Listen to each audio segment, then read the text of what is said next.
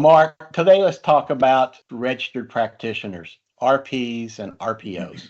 There are a lot of logos and badges floating around LinkedIn right now. People go for certificates without any practical knowledge. What's real and will help companies in their CMMC readiness journey and in what's just marketing? Yeah, I have to chuckle at this one a little bit. Let's just say the intent by Cyber AB and by the DoD is good.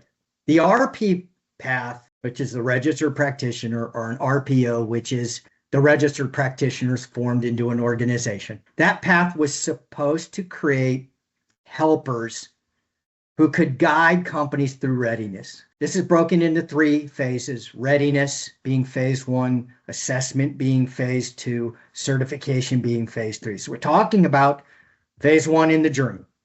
In practice, it became a marketing credential.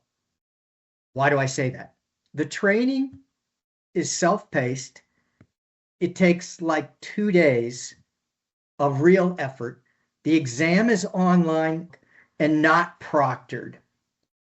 Even somebody with little or no security experience or NIST understanding could pass this in a weekend.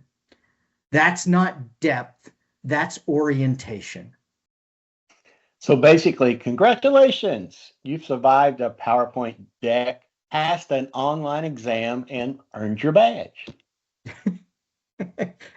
That's pretty accurate. I'm not saying RPs are bad. Some have great experiences, but the program itself doesn't guarantee that Cyber AB from their website or from the DoD CIO website for CMMC even state there's no requirement to use an RP or an RPO to achieve your CMMC certification.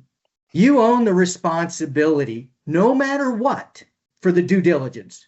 Don't just accept this training on face value. So for a business owner or executive with government contracts watching this today, how should they approach it? What's the red flag they need to look at? If someone leads with letters instead of demonstrated lessons, that should be your first warning. Ask for experience.